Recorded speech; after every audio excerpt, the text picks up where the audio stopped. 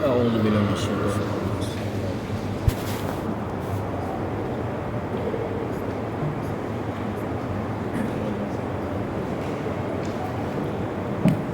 Bismillahirrahmanirrahim. Bismillahirrahmanirrahim. Hanya dengan menyebut nama Allah, hanya dengan mohon bantuan kepada Allah dan pertolongan Allah, hanya dengan mengingati Allah Ar-Rahman Ar-Rahim yang Maha Pemurah lagi Maha Penyayang. Saya memulai ngaji. Jadi bismillah ini jar majrur. Jar majrur itu adalah keterangan. Dan kemudian di sini tidak ada dijelaskan apa yang diterangkan. Setiap jar majrur dhorof itu ada fi'il perbuatan yang dijelaskan. Maka di sinilah ulama katakan bahwa bismillah ini muta'alliqah, berkaitan dengan fi'il yang khas yang muta'akhir. Orang yang mau ngaji maka seolah-olah dia mengatakan bismillahirrahmanirrahim, hanya dengan mengingati Allah, menyebut nama Allah, saya mulai ngaji. Ta'allam. Orang yang dia ini mau makan, bismillahirrahmanirrahim, aku. Orang yang dia ini mau sabar, bismillahirrahmanirrahim, musafir. Jadi berupa fi'il yang khusus sesuai dengan aktiviti dia, terus fi'il itu diakhirkan supaya memberikan faedah hasan. Karena na'buduka dengan iyyaka na'budu itu maknanya beda. Kalau na'buduka saya menyembah engkau, dan ada kemungkinan juga saya menyembah selain engkau. Tetapi kalau iyyaka na'budu, hanya kepada engkau kami menyembah. Begitu pula kalau tidak dibuat mutaqaddim, usafir bismillah, saya safar dengan menyebut nama Allah, juga bisa menyebut selain Allah. Tapi kalau bismillah usafir, bismillah ata'allam, hanya dengan menyebut nama Allah apa sahaja. Ya, hanya dengan menyebut nama Allah saja, mengingati Allah saja, mohon bantuan kepada Allah saja, saya memulai ngaji. Maka disinilah kullu amrin dibalik la yubda'u fiha bi bismillah fahuwa aqtab fahuwa abtar fahuwa ajdab. Segala aktiviti kita, sebuah amaliyah kita, perbuatan kita yang tidak dimulai dengan menyebut nama Allah, tidak dimulai dengan mengingati Allah, mohon bantuan kepada Allah, maka ini sedikit barokahnya, atau bahkan bisa saja tidak ada barokahnya. Maka disitulah semua kitab ditulis dimulai dengan Bismillahirrahmanirrahim. Alhamdulillah, segala pujiannya milik Allah, Al-Mufaridi bil Ijad, yang sendirian di dalam mewujudkan makhluknya. Wassalatu wassalam ala sayyidina. Ini adalah jumlah khabariyah, tapi yang diinginkan adalah insya'iyah. Khabar itu apa toh? Khabar itu berita. Kalau di dalam lafaznya wassalatu wassalamu ala sayyidina Muhammadin, seolah-olah sesuatu memberitahu berita kepada kita, menyampaikan berita kepada kita bahwa salawat dan salam Allah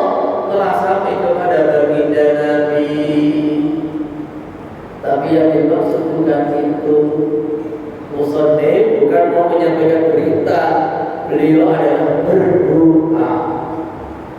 Sebagaimana firman Allah Ta'ala, Inna Allah wa malaikatahu yusalluna 'alan nabi ya ayyuhalladzina amanu sallu 'alaihi wa sallimu taslima. Jadi maknanya ini secara lafaz ini khabariyah, jumlah khabariyah, secara makna insya'iyah, yaitu doa. Kenapa muslim berdoa sholawat? Karena diperintahkan oleh Allah untuk mendoakan sholawat dan salam atas junjungan kita baginda Muhammad sallallahu alaihi wasallam. Kemudian karena perintah Allah sallallahu alaihi wasallam itu digabung, sallu alaihi wa sallimu taslima, maka Imam Nawawi rahimahullah mengatakan makruh sholawat yang kepada Nabi yang tidak digabung dengan salam. Jadi sholawat saja tanpa salam itu makruh karena yang diperintahkan Allah itu dua-duanya. Afdhalul ibad itu semulia-mulianya hamba Allah wa ala alihi wa ashabihi, dan semoga tetap pada keluarga Nabi dan sahabat-sahabatnya ulil badani wal rasyadi, yang memiliki keindahan dalam akhlak dan kehidupannya, wal rasyadi, dan dikasih petunjuk jalan yang benar. Siapa alun Nabi? Ini kalau kita baca kitab alun Nabi itu siapa? Ada 3 pendapat. Ada yang mengatakan alun Nabi adalah Bani Hashim, Bani Muthalib. Ada yang mengatakan alun Nabi adalah keturunan Sayyidina Hasan, Sayyidina Husain. Ada yang mengatakan, jadi siapa alun Nabi? Baginda Nabi, Sayyidina Ali, Sayyidina Fatimah, kemudian terus Sayyidina Hasan, Sayyidina Husain, dan keturunannya. Ada yang mengatakan alun Nabi adalah seluruh umat Nabi yang beragama Islam, seluruh manusia beragama Islam. Ummatul musibah, semua umat yang masuk Islam mengikuti dakwahnya yang mulia baginda Rasulullah SAW. Ini pemahaman para ulama, itu 3 pendapat. Ada yang mengatakan yang dimaksud alun Nabi yaitu keluarga Nabi, khususnya Sayyidina Fatimah, Sayyidina Ali, Hasan, Husain, Sayyidina Hasan, Sayyidina Husain. Ini adalah yang harus kita muliakan. Ada yang mengatakan ada pun yang dimaksud adalah Bani Hashim, Bani Muthalib adalah keluarga Nabi yang di situ tidak boleh terima zakat. Adapun alun Nabi yang berpendapat adalah ummatun mujibah dakwah, umat yang muslimah, ini adalah makhluk doa, yaitu yang layak mendapat doa baginda Nabi SAW, karena doa Nabi hanya untuk umat yang beriman. Jadi makanya kalau ada satu kelompok mengklaim alun Nabi itu cuma Habib, kadang itu ya gak jalan gitu, gak jalan. Ini kayaknya membaca kitab gitu. Makanya baginda Nabi SAW pernah bersabda, siapa itu? Salman minna ahlul bait. Salman itu orang Persia, asli keturunan Persia. Tapi yang baginda Nabi SAW disabdakan Salman minna ahlul bait. Jadi disitulah kita harus mengajarkan bahwa kemuliaan manusia bukan pada nasab, kemuliaan manusia itu hanya pada inna akramakum indallah atqakum. Kemuliaan manusia itu di dalam takwanya. Maka dalam hadis lain, satu perkara yang merupakan tradisi jahiliyah, at-tabakhur bil ansab wa taqu bil ansab, membanggakan nasab dan mencaci maki nasab orang lain, itu bukan ajaran Islam, itu tradisi jahiliyah. Dalam hadis lain, wahai orang Arab, tidaklah orang Arab itu melebihi orang Ajam kecuali dengan takwa. Tidaklah orang berkulit putih lebih tinggi daripada orang berkulit hitam kecuali dengan takwa. Jadi kemuliaan di sisi Allah adalah dengan takwa, dan takwa itu bisa dicapai oleh siapa saja. Maka ini penjelasan kaitan dengan Ahlul Bait itu 3 pendapat ulama. Kemudian ada yang memahami bahwa 3 ini punya posisi masing-masing, tapi ada yang tetap itu khilafiyah memang. Ahlul Bait itu siapa? Khilafiyah. Kemudian ada yang memakai 3-tiganya, kemudian menempatkan pada posisinya masing-masing. Ini namanya ajaran yang berdasarkan dengan ilmu, bukan doktrin sesat menyesatkan kita. Wa ba'du, dan selepas puji dan salawat kepada baginda Nabi sallallahu alaihi wasallam, bayaqul abdul bakir, maka berkata Allah al-bakir ila rahmatil rabbil muta'ali, yang berhajat kepada kasih sayang Allah Tuhannya yang maha tinggi. Muhammad bin Syafi'i al-Fudhali al-Syafi'i, namanya Muhammad putranya Syafi'i al-Fudhali yang berbadan Syafi'i. Jadi Syafi'i yang pertama itu nama orang,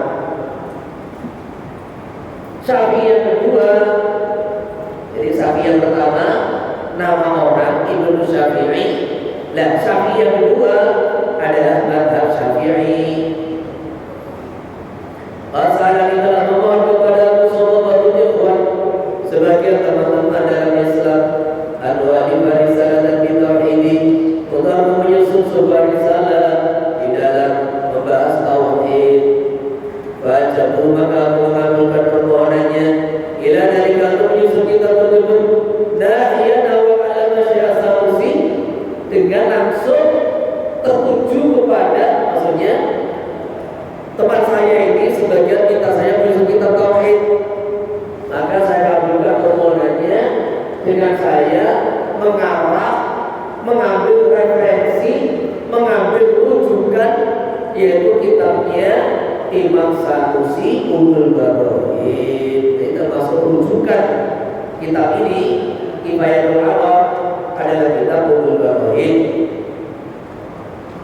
Minta keliling Barohin dalam menetapkan dalil-dalil akli. Nah, jadi Barohin ini jamaknya istilah mutajumu, itu jamaknya burhan. Burhan itu adalah dalil secara logika, dalil secara akli. Karena tauhid itu harus nazar, tidak boleh tauhid itu taklid. Kamu beriman kepada Allah? Iya. Kenapa kamu beriman kepada Allah? Apa alasan kamu? Udah, saya ikut Ustaz. Maka ini namanya iman taklid. Nah, iman taklid itu sendiri di dalam pembahasan ulama-ulama mutakallimin diperselisihkan sah atau tidak. Makanya ada 2 ilmu kata Imam Ghazali yang berlandaskan kepada akal, yaitu tafakkur dan nazar. Ilmu usul itu, usul din dan ilmu usul fikih. Usul din dan usul fikih ini harus orang itu berpikir, berijtihad, orang harus nazar untuk mendapatkan sebuah kesimpulan. Contohnya begini.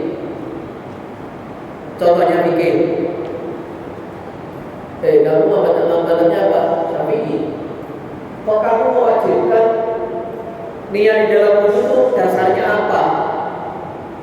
Ada kewajiban niat dalam wudhu itu dasarnya apa? Sedangkan dalam Al-Qur'anul Karim Allah SWT berfirman, ya ayyuhalladzina amanu idza qumtum ila sholati faghsilu wujuhakum. Mana ada niat? Wahai orang-orang beriman, kalau kamu ingin berdiri sholat, maka basuhlah muka kalian. Wa aydiyakum ilal marafiq wamsahu bi ru'usikum wa arjulakum ilal ka'bayn. Tapi Anda menambah wudhu. Di Quran cuma 4, Anda jadi 6. Apa dasar Anda? Nah, disinilah Imam Syafi'i berpikir, menggali bahwa dari hadis innamal a'malu binniyat itu bisa disimpulkan setiap amal itu diterima Allah kalau ada niat. Nanti bahas panjang itu. Nanti kalau ngaji usul fikih saya kupas. Ini kan usul itu, usul itu. Begitu pula bagi Nabi mengajari sholat, idza kunta fakabbir.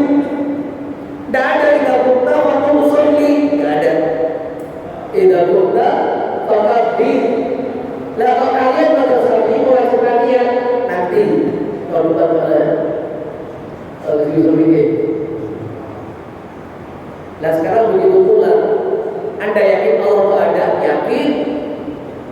Anda yakin Allah yang menciptakan semesta? Yakin. Anda yakin bahwa Allah Ta'ala yang mengatur ini peredaran planet-planet, bulan, matahari, bintang? Yakin. Apa dasar Anda meyakini? Maka tidak bisa taklid. Kata ya udah yakin, nggak bisa. Anda harus bisa menyimpulkan.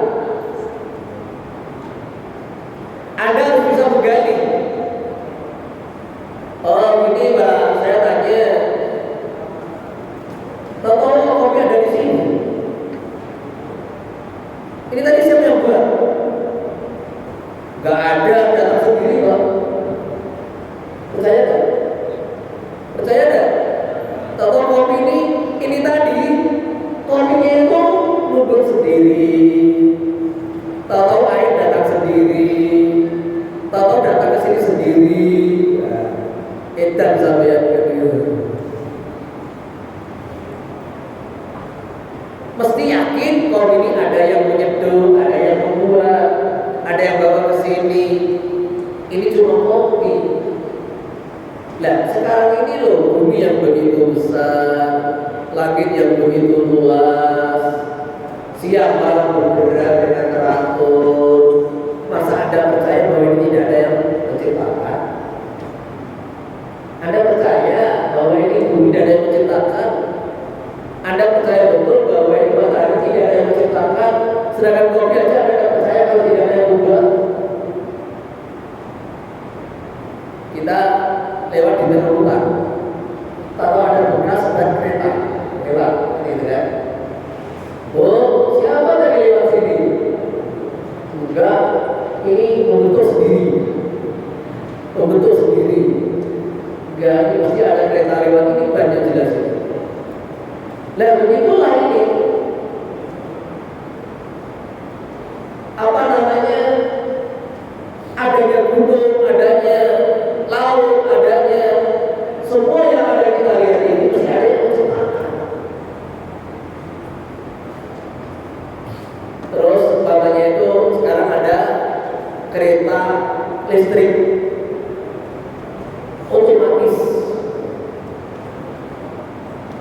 Ini ada pesawat.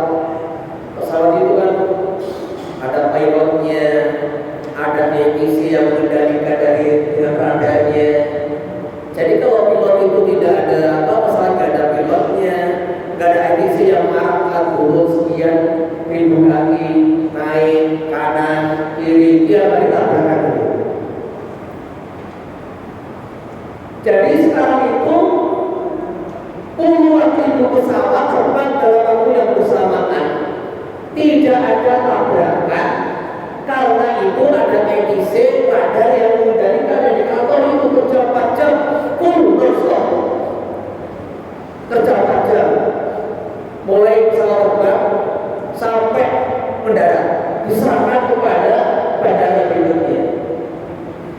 dia pandu, dia bimbing.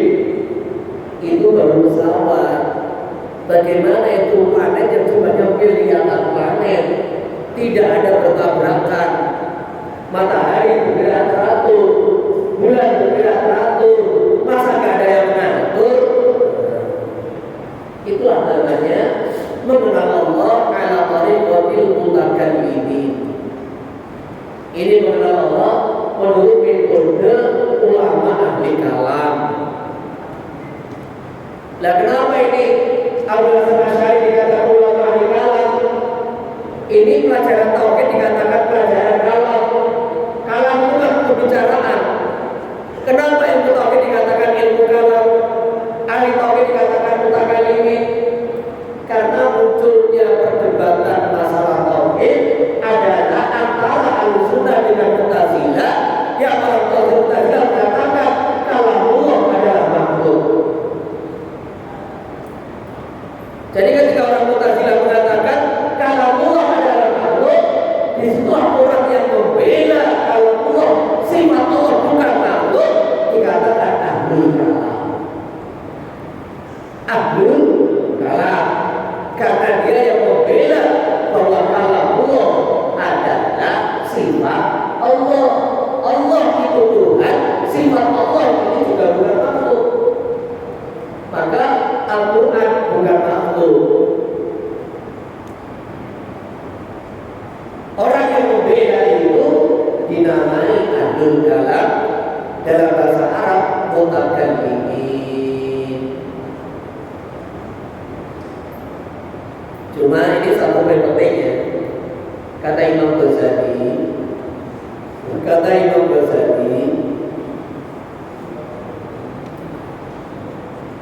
orang baca tauhid menurut metode mutakallimin itu tidak menunjukkan tingginya ma'rifatullah kepada diri seseorang.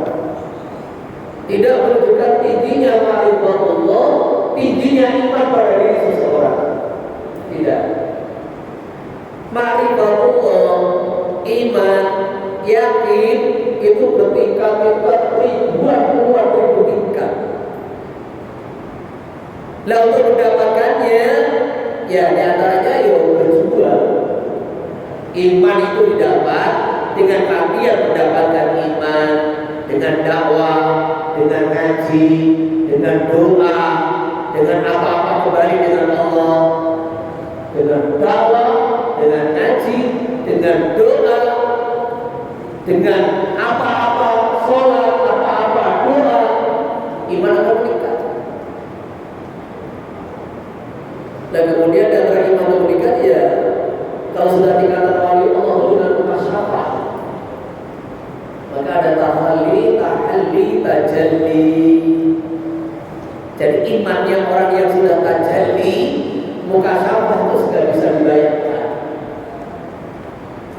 Jadi dia ini mengenal Allah bukan teori lagi. Kalau seperti kita ini, orang-orang saleh ini mengenal Allah ya teori-teori ini. Sedangkan Allah bila kaifin wala kita Allah tidak bisa digambarkan. Lah orang lain bukan mukasyafah, ahlul basair, orang yang mukasyafah, orang yang kata Imam Syaikhul Qadir Jailani sudah bisa masuk alam apa itu? Alam malakut, alam jabarut, alam laut. Setingkat Imam Ghazali, Imam Syaikhul Qadir Jailani, ini ma'rifatullah itu sudah tajalli sudah. Tingkatan tajalli. Ya kayak Nabi Musa bukan lama dengan Allah, tapi itu tidak bisa dibandingkan, itu tidak bisa. Jadi imannya Nabi dan Nabi itu langsung terhadap Allah. Imannya Nabi Musa langsung kalimullah. Imannya para nabi langsung dengan Allah. Lah ada para wali itu ya mukasyafah itu sudah kita tidak bisa diceritakan. Tidak bisa diceritakan. Kalau sudah mampu tajalli disikat itu tabir yang menghalangi antara makhluk dengan ma'rifatullah langsung kepada Tuhan, itu nggak bisa dibayangkan, nggak bisa diceritakan. Nah, sedangkan ini mengenal Allah dengan tariqatul mutakallimin, ini kata Ibnu Ghazali adalah benteng paling untuk menjaga akidahnya orang awam. Ini benteng paling rendah, benteng paling kuat untuk menjaga akidahnya orang awam. Metodenya ini. Nah, untuk meningkatkan iman itu sendiri, ya belajarlah kepada orang-orang yang tinggi imannya. Siapa? Ialah kehidupan para sahabat. Iman sahabat itulah iman yang tertinggi. Kalau ingin belajar iman, ya itulah para sahabat belajar iman. Ini kalau ingin mengenal Allah yang sesungguhnya.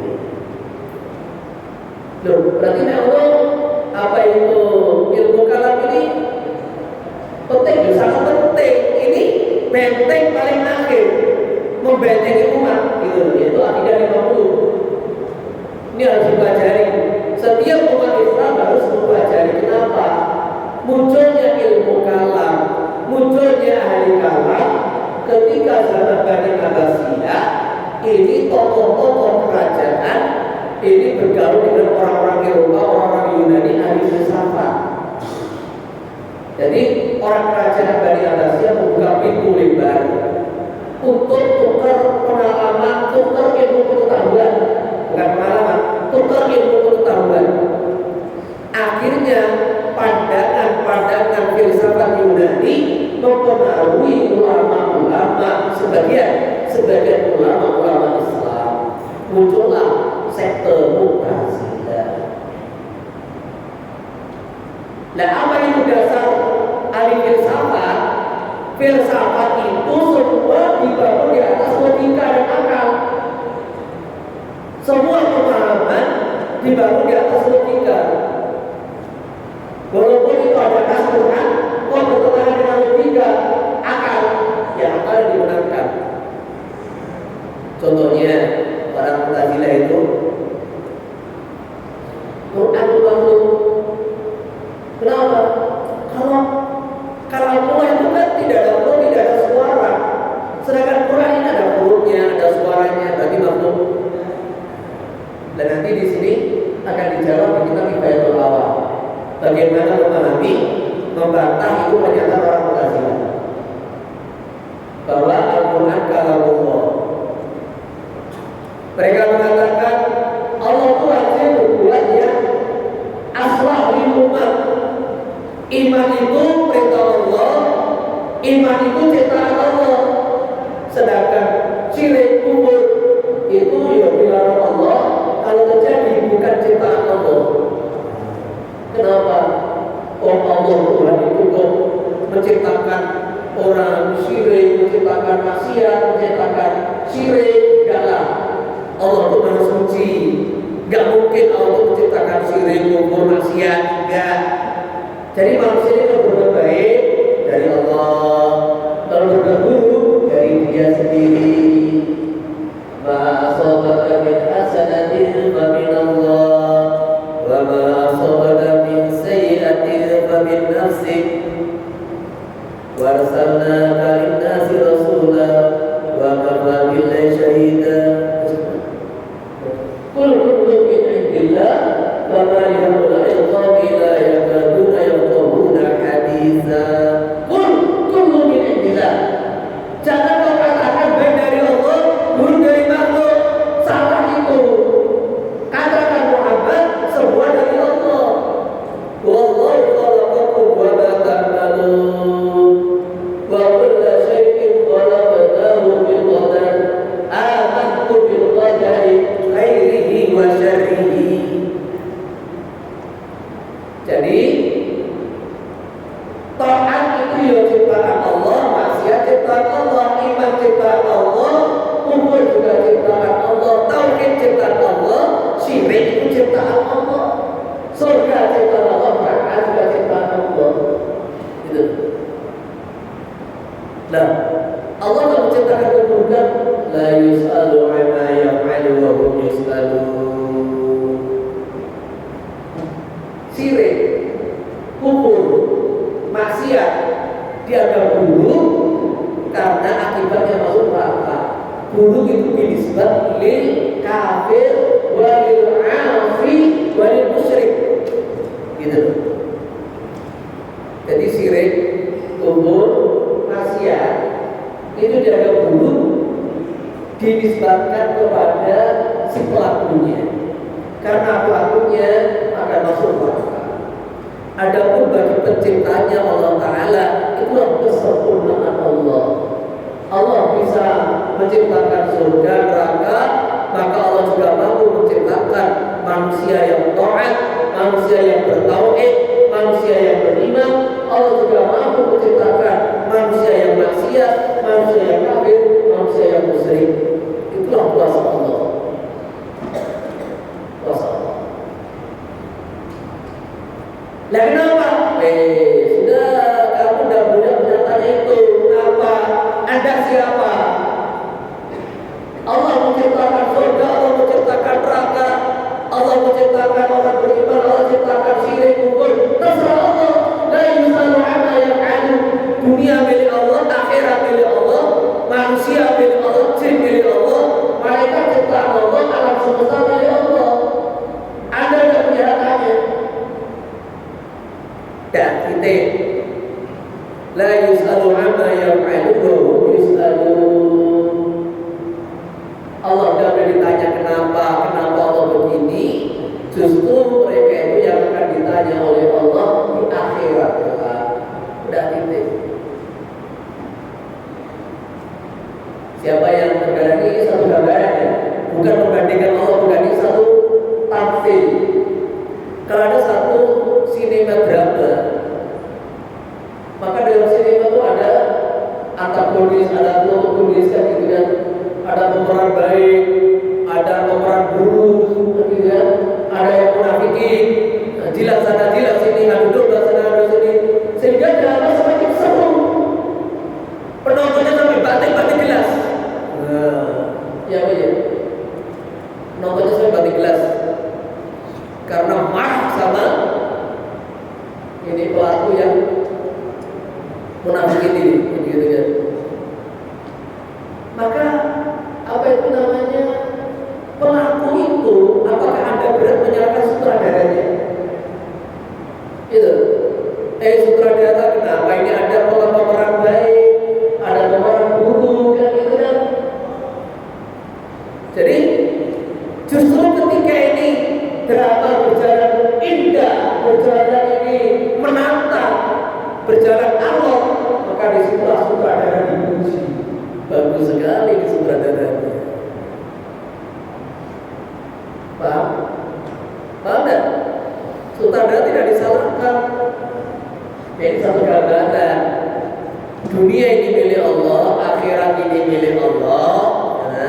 Yang menciptakan Allah, yang berkuasa Allah.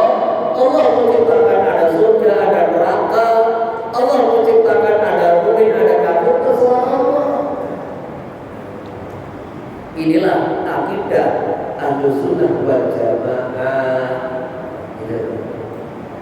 Ya, inilah akidah para sahabat yang disimpulkan oleh Imam Abul Hasan Asy'ari, yang diikuti ulama hampir seluruh dunia. Jadi Abul Hasan Asy'ari ada di Irak dan Abdul Mansur Al-Maturidi ada di Khorasan sana. Ini masih hidup di abad ketiga Hijriah. Jadi hidup di abad ketiga Hijriah. Maka termasuk khairul qurun qarni tsumma alladziina yalunahum tsumma alladziina yalunahum. Termasuk salaf. Akidah yang diajarkan oleh Imam Abul Hasan Asy'ari itulah akidahnya para sahabat yang diikuti oleh mayoritas mu'dhamul umat di seluruh dunia sampai sekarang. Nah, sedangkan di kanan kiri ini ada dua sekte beda tafrid wal mufrid. Ada Mu'tazilah yang mengedepankan logika akalnya karena terpengaruh oleh pandangan ahli filsafat. Di sini ada mujassimah yang hanya berpegangan dengan dhawairul nusus. Dhahirnya nas Quran dan hadis, tidak mau takwil. Memahami Allah seperti jisim, namanya mujassimah. Itulah yang diikuti oleh orang-orang Salafi Wahabi. Apa bedanya? Kalau Mu'tazilah kebablasan di dalam itu logika, sehingga tidak mau dimanas. Lah sedangkan Mujassimah hanya berpegang dengan nas, tidak pakai logika. Ya di Quran itu ya Allah wa aydihim. Ada lafaz ya Allah wa aydihim bal yadahu mabsuutatan yunfiqu kayfa yasha wa yabqa wajhu rabbika dzul jalali wal ikram. Apa kata orang-orang Mujassimah? Allah punya muka, Allah punya kedua tangan. Jelas. Allah punya muka, Allah punya tangan. Inilah orang-orang yang sesat. Maka di dalam memahami ayat-ayat mutasyabihat, orang-orang Ahlussunnah wal Jamaah terbagi menjadi dua. Yadun, yadahu, wajhun. Ini namanya ayat mutasyabihat. Di dalam awal surah Ali Imran ditegaskan oleh Allah Subhanahu wa taala bahwa Al-Qur'an itu ayatnya terbagi menjadi dua. Walladzi anzala 'alaikal kitab minhu ayatun muhkamatun hunna ummul kitab wa ukharu mutasyabihat fa ammal ladzina fi qulubihim zayghun fayattabi'una ma tashabaha minhu ibtigha'a al-fitnati wa ibtigha'a ta'wilihi wa ma ya'lamu ta'wilahu illa Allah warrasikhuna bil 'ilmi yaquluna amanna bihi kullun min 'indi rabbina wa ma yadhakkaru illa ulul albab. Ulama-ulama Ahlussunnah wal Jamaah memakai nas, bukan memakai logika. Logikanya diikutkan dengan nas. Logika di dalam ma'rifatullah, mencapai ma'rifatullah, mendapatkan ma'rifatullah, logika harus dipakai. Tafakkaru fi khalqillah, logika dipakai, tapi tidak boleh bertentangan, bertabrakan dengan nas. Diikutkan nas. Ini mazhab akidah Ahlussunnah wal Jamaah. Saya ulangi.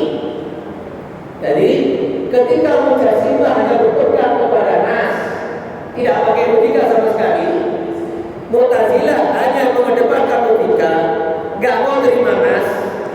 Maka disinilah Ahlussunnah wal Jamaah memakai dua-duanya. Dia pakai nas, pakai logika, pakai akal.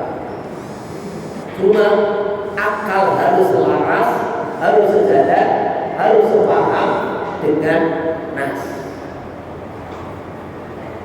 Bisa dipahami? Bisa dipahami?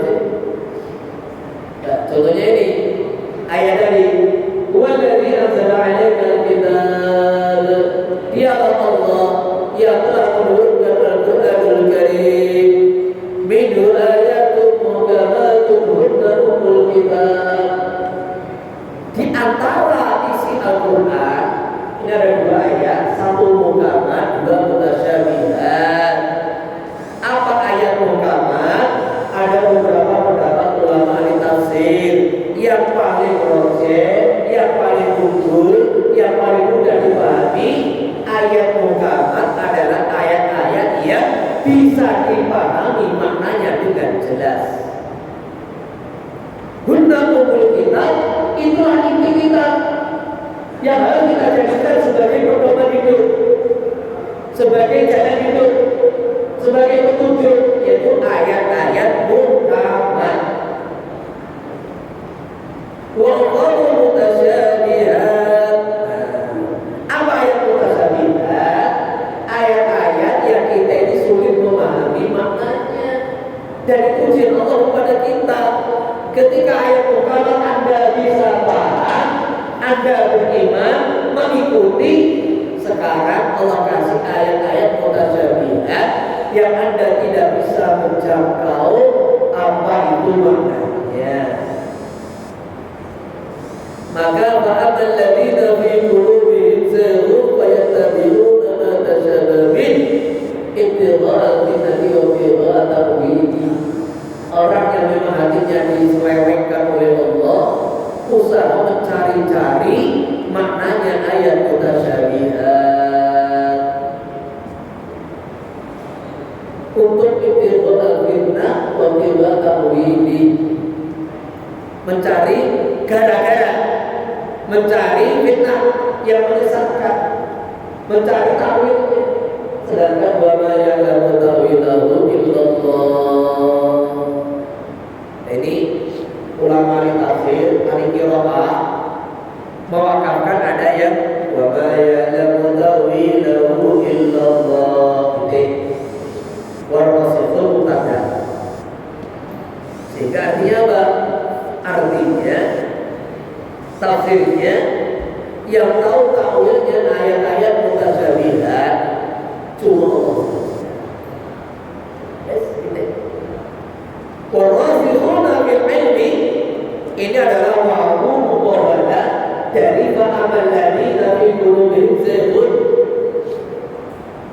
Sedangkan orang-orang yang dalam ilmunya, rusuk ilmunya, kokoh ilmunya mengatakan aman nabi kullu min 'indi rabbina.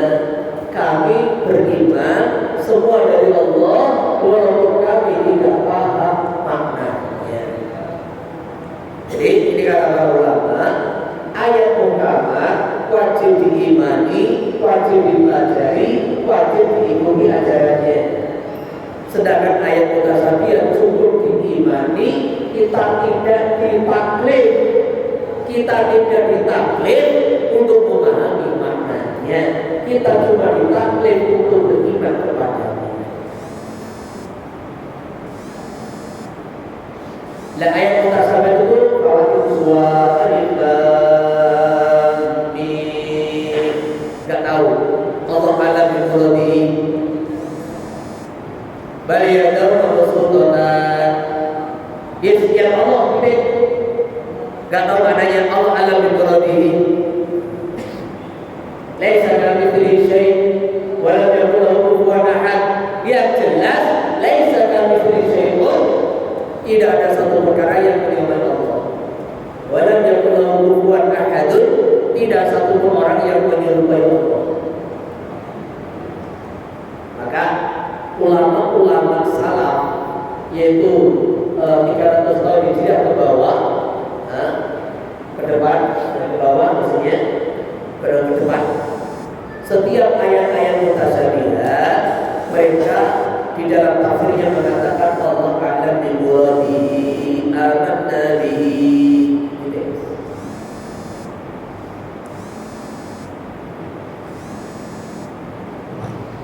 Sehingga satu orang datang kepada Imam Malik radhiyallahu anhu. Imam, Allah berfirman Ar-Rahman 'alal 'arsy istawa. Gimana maksudnya? Faqala Imam Malik, al-imanu bihi wajib. Nah, al-istiwa'u ma'lum wal kayf majhulun wal imanu bihi wajib was-su'alu 'anhu fisqun. Jahil wa fisqun. Istiwa maklum, Allah tegaskan Allah al-'arsy istawa. Kayak caranya, bentuknya, sifatnya majhul. Allah tidak tahu kepada kita. Allah tidak kasih tahu kepada kita. Iman wajib, bertanya adalah kebodohan dan dosa. Udah kamu sih orang yang orang otaknya error. Ini orang hatinya zikr. Maka orang salah, bagaimana istiwanya Allah? Saya beriman dengan istiwanya Allah. Saya tidak bertanya bagaimana kaifiyahnya. Maka tafsir Jalalain termasuk tafsir yang mengikuti thariqatus salaf, yaitu at-tafwidu ilallah fil ayatil mutasyabihat. Ayat-ayat mutasyabihat ditafsiri Allah ala bimuradihi. Tetapi tafsir Munir Nurul itu sudah mengikuti metode ulama khalaf. Kenapa ulama khalaf itu mengambil cara tafsir tawil? Karena sudah bermunculan itu orang-orang mujassimah yang memahami dzahirul khusus apa adanya, yang menimbulkan keyakinan tasbih kepada Allah. Maka disitulah orang khalaf berubah metode yang ditempuh, cara yang ditempuh tidak seperti ulama-ulama salaf. Ini umat harus dijaga supaya tidak punya akidah yang sesat. Maka ayat-ayat mutasyabihat ditakwil. Akhirnya itu pendapat wa ma ya'lamu ta'wilahu illallahu war-rasikhuna fil ilm faqat. Jadi yang mengetahui takwilnya ayat mutasyabihat siapa? Allah dan orang-orang yang dikasih tahu oleh Allah. Maka istiwa itu maksudnya apa? Berkuasa. Dunia itu dikelilingi langit pertama, dikelilingi langit kedua, dikelilingi sampai langit ketujuh. 7 petara langit dikelilingi kursi dikelilingi aras. Lah Allah berkuasa di atas aras, artinya Allah berkuasa di atas alam semesta. Bukan Allah di atas, bukan. Tapi Allah menguasai alam semesta.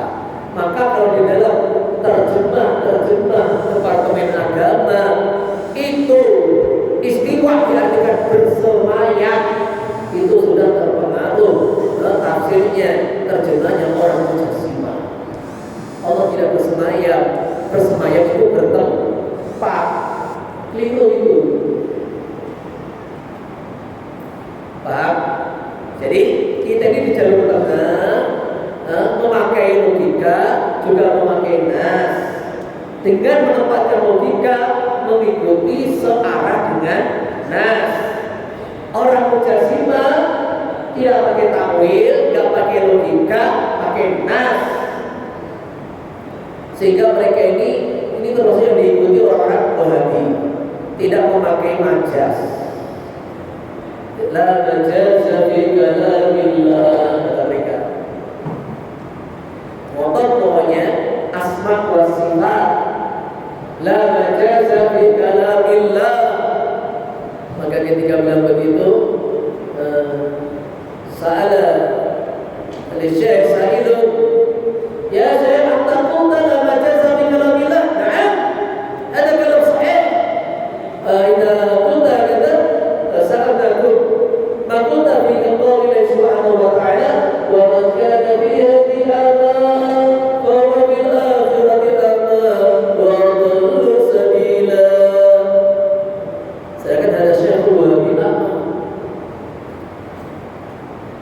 Jadi orang Wahabi ini buta. Maka ditanya, Anda tidak memakai majas, apa maksud daripada firman Allah ini? Barang siapa buta di dunia akan buta di akhirat dan akan tersesat jalan di akhirat. Maka sagitulah yang terkenal. Gak bisa menjawab. Jadi majas ini sepakat ulama ada dalam Al-Quran. Maka ayat-ayat mutasyabihat menurut versi Ahlussunnah itu adalah bagian daripada majas. Ayat-ayat wajhullah, yadullah, rijlullah, ini ayat-ayat mutasyabihat dipahami sebagai majas. bukan hakikat. Dan sebelum lanjut, jadi ini kenapa kita harus pakai logika dan bagaimana caranya ditempuh oleh ulama Ahlussunnah wal Jamaah untuk membantah ini hujah-hujahnya orang Mu'tazilah dan hujah-hujahnya orang Wahabiyah. Nah, sebelum lanjut pertanyaannya,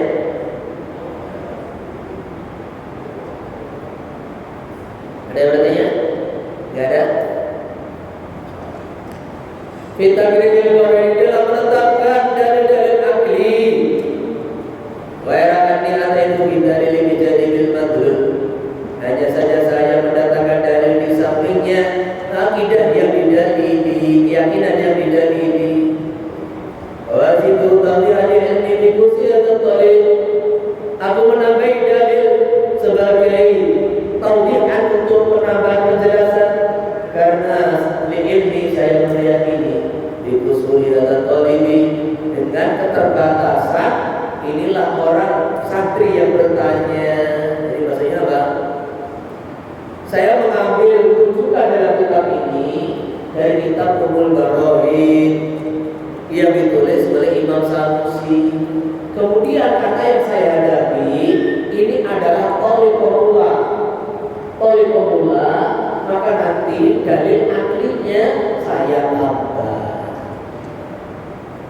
Baca bi'adillah risalatan mu'minatan, maka risalatan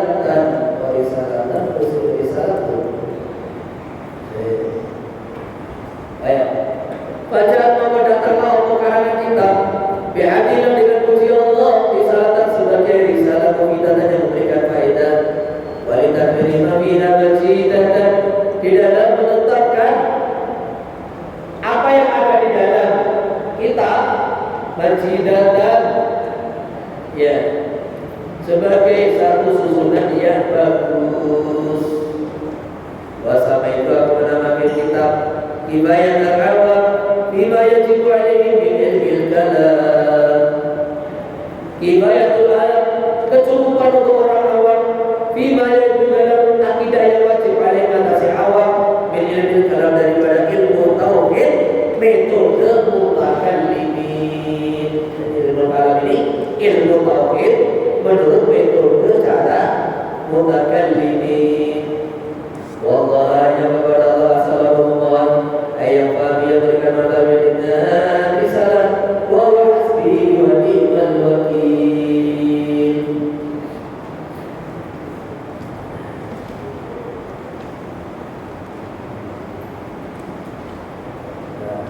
Nah, selesaikan dulu sampai atrap.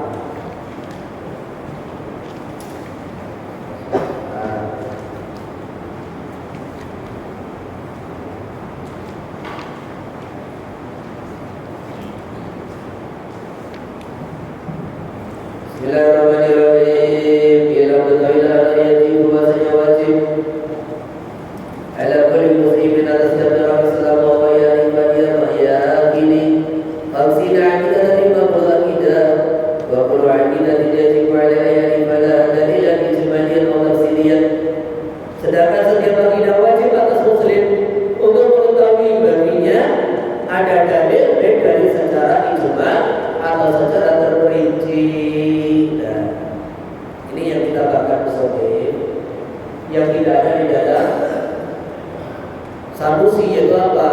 Karena yang diajarkan itu levelnya lebih rendah daripada Sanusi. Ummul Barahin, maka dikasih contoh dalil ijmal dan dalil tafsir. Nah, orang yang ingin tauhidnya diterima menurut para ulama, akidahnya itu dianggap sah menurut para ulama, dia harus mengetahui minimal dalil ijma setiap akidah daripada 50 akidah tadi.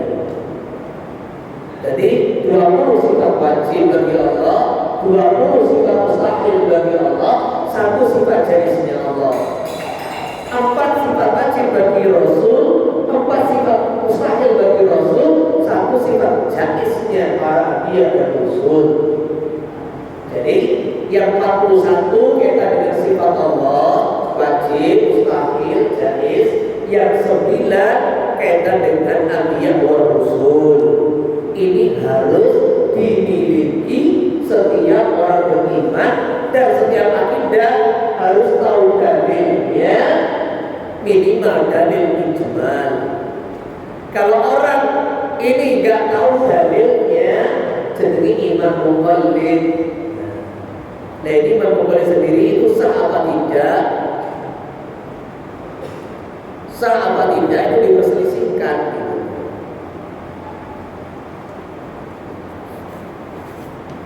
Jadi pahami? Bismillahirrahmanirrahim. Qala ba'duhum yusratu ayyarifan dalilan tafsiriyah. Disyaratkan setiap muslim harus mengikuti tafsir. Ini qala ba'duhum. Lakin al-jumhur, tetapi mayoritas ulama yang yakni dalilul ijmali. Cukup setiap cukup dalil global. Ditulis akidah tidak ada tafsir. Sedangkan tidak dari 50 ini. Wa dalil tafsir itu dari tafsir itu misal contohnya kita kira dalil ala wujud ta'ala. Apa dalilnya? Bahwa ada meyakini adanya Allah Ta'ala. Iku ayu qala. Misal kita batalilu apa dalil ala wujud ta'ala? Ayu qala dijawab adil makhluqat. Dalilnya adanya makhluk. Wa yaqulu lahu sa'id, maka orang yang bertanya kepada berkata lagi kepadanya, al-makhluqat dalatun ala wujudillah min jihati imkaniyah atau min jihati wujudiyah ba'da adamin. Wa yujibuhu, makhluk ini ikut dalam sebagai tanda atas wujudnya Allah min jihati imkaniyah, dari segi imkannya makhluqat, imkan wujud, imkan tidak wujud, atau dari segi dia ini wujud pada Adam. Wajib maka dia menjawab dari segi dia ini wujud selepas tidak ada. Jadi dikejar terus pertanyaan bisa menjawab. Anda kok meyakini Allah itu ada, apa dalilnya? Ya Allah ini. Lah makhluk ada jadi sebagai tanda adanya Allah dari segi apa? Apa harus diinginkan? Makhluk itu tidak wujud tidak wujud. Menurut saya, ya karena makhluk itu dulu tidak ada, kemudian ada. Setiap perkara yang tidak ada kemudian ada, pasti ada yang mewujudkan.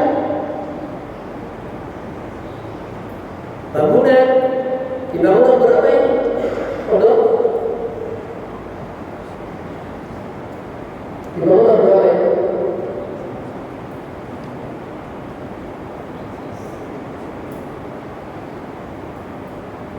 Ini loh bangunan ini. Ya. Tahun ini 2024. Berarti 2010 belum A. Sekarang A. Maka kita orang berakal meyakini ini ada yang membangun. Saya yakin ketika ada bangunan, ada tukang, ada kuli. Ya kan? Yakin ada arsitek, insinyurnya. Siapa ini arsiteknya? Ini yakin. Nah, dari mana Anda meyakini bahwa ini ada tukang, ada kuli, ada arsitek? Karena dulu tidak ada. Maka adanya Pak Zaid, Pak Umar, Pak Bakar yang merupakan ini insinyurnya, arsiteknya, ini kulinya, ini tukangnya. Saya yakin ini orangnya ada. Jadi adanya bangunan meyakini adanya tukang. Ya, habis itu kurang dulu. Apa? Pekerja? Pekerja? Tukang dulu. Meyakini ada pekerjanya, meyakini ada yang menggambar. Dan begitulah adanya alam semesta. Saya meyakini adanya yang menciptakan, yang dulu tidak ada kemudian menjadi ada. Ini namanya dalil tafsir. Wa baina Kalau dia tidak bisa menjawab, bahwa dalam makhluk titik. Saya meyakini adanya Allah karena ada makhluk. Walam yalid jadid kana wujudiyya pada adamin. Dia tidak mengetahui bahwanya signifikannya makhluk atau adanya sama tidak ada. Wa yuqalu dalilun ijmaliyun, maka ada dalil ijmali bahwa kami jujur ini sudah cukup dianggap sebagai sahnya iman dia. Jadi ada orang itu bisa menjawab bukan bidalil tafsir. Ada orang hanya bisa menjawab bukan dalil adanya Allah secara akli dengan dalil ijmal. Nah yang ketiga taklif. Yang bisa menjawab dengan dalil tafsir itulah disepakati imannya sah. Yang menjawab hanya dengan dalil global itu diikhtilafkan. Jumhur mengatakan sah, sebagian mengatakan tidak sah. Nah yang taklif ini pendapat yang kuat tidak sah. Walaupun dia mengatakan sah.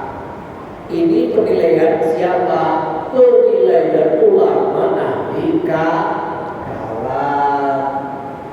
Gitu loh. Penilaian ulama ahli kalam. Lah kalau ada orang ini tidak bisa jawab, ditanya dalil tafsir nggak bisa, dalil global nggak bisa, kamu yakin ada kata yakin, adanya yakin. Ini yang diperselisihkan, nggak bisa menjawab. Tapi kalau ini menurut kalam ini yang lebih. Tetapi kalau dia itu ada marifatullah, sungguh-sungguh marifatullah, ya di sisi Allah diterima. Jadi kita tidak bisa menjawab ya. Jadi di sini sah atau tidak sah itu kaitan penilaian ulama ahli kalam. Terus nanti kaitan dengan apa? Kaitan dengan penerapan tatbik hukum dunia. Nah gitu loh. Penerapan hukum dunia. Gitu. Atau yang kedua,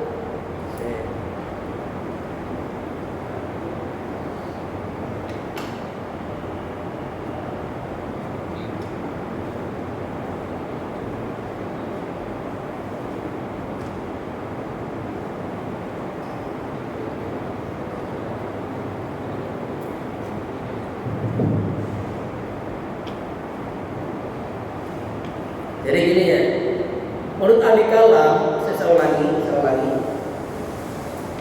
Jadi sah tidak sah ini maksudnya pandangan ahli kalam, iman yang hanya taklid itu tidak diterima oleh Allah, gitu. Lihat lagi. Jadi kaitan dengan tartibul ahkam nanti, kalau orang itu imannya cuma taklid, tidak bisa walaupun satu kata nggak bisa menjawab, baik dengan lisan dengan isyarat, maka di sisi Allah imannya gak diterima. Jadi seperti itu pandangan ulama ahli kalam. Adapun kalau pandangan dari segi syariat, ya, umirtu an uqatilan nas hatta yaqulu la ilaha illallah fa idza qaluha faqad asamu minni tibahu wa amaluhu bagi semua Allah.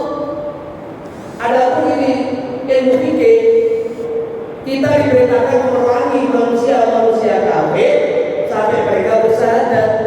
Kalau sudah bersyahadat, ya kita harus memperlakukan mereka sebagaimana orang Islam.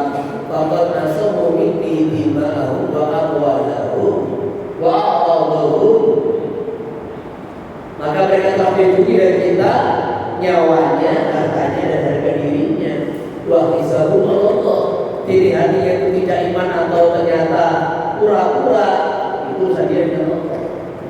Maka semua orang yang dia ini masuk Islam, ikrar dengan syahadat, wajib kita memperlakukan mereka seperti orang kita sendiri. Lalu ma'lana wa alaihim ma'alaina. pemahaman mereka jadi bergaul seperti orang Islam, walaupun hatinya ternyata tidak beriman. Itulah yang diperbuat bagi Nabi Sallallahu Alaihi Wasallam di Madinah. Orang-orang munafikin, zahirnya syahadat, hatinya ingkar. Oleh Nabi tetap diperlakukan, dipergauli seperti orang iman. Gitu. Jadi ini cara pandang ulama-ulama ahli kalam. Terus saya sudah wa mata min wa ayani wa aqaidul khamsi, meyakini akidah 50 walamnya dari sebagian tafsiriyat, sedangkan tidak mengetahui dalil secara ijmal atau perinci. Fatala ulama fihi, maka ulama berbeda pendapat yaitu mubalik. Faqala ba'dhum la yakfi taqlid. Nah, taklid itu gak cukup, iman taklid gak cukup, wal muqallidu kafirun. Orang yang bertaklid masih kafir. Badama ilaihi Ibnul Arabi wa Sanusi. Diperhatikan, Ibnul Arabi ada alnya beda dengan Ibnul Arabi tanpa al. Kalau Ibnul Arabi pakai k, ini adalah fuqaha. Ini fuqaha. Ini fuqaha mazhab Maliki. Ini fuqaha mazhab Maliki. Ibnul Arabi pakai al, orang yang mutasyarri. Mazhab Maliki dan mutasyarri ulama. Tapi kalau Ibnu Arabi ini sufi. Sufi yang mengikuti itu wahdatul wujud itu.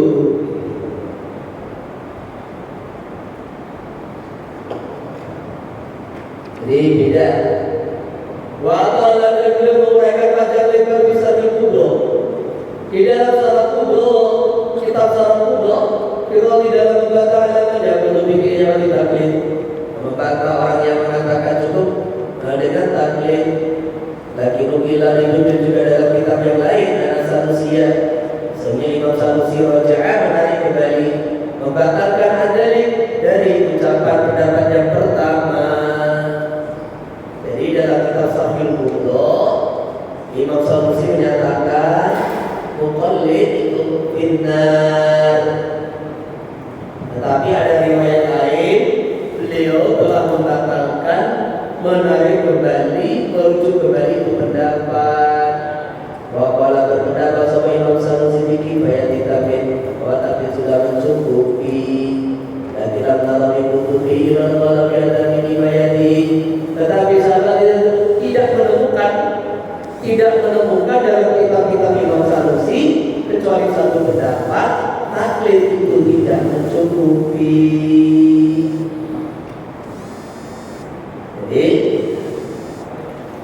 nggak tahu ini riwayat tersebut dari kitab apa, kita nggak tahu. Tetapi dalam kaidah riwayat mustalah hadis, al musbit muqaddam ala nafi. Kalau ada dua riwayat bertentangan, satu musbit menetapkan ada, satu nafi mengingkari, al musbit muqaddam ala nafi. Maka di sini musannif tidak menemukan, tetapi belum dengar. Jadi tidak menemukan di kitab-kitab Imam Sanusi, tapi beliau mendengar, membaca di kitab lain ada riwayat dari Imam Sanusi belum berujuk. Gitu. Paham? Maka ini riwayat rujuk itu lebih dikedepankan daripada yang benar. Ya sudah, ini mungkin istirahat dulu. Ya, 1 jam. Istirahat setengah jam sampai setengah 11. Ya, nanti lanjut.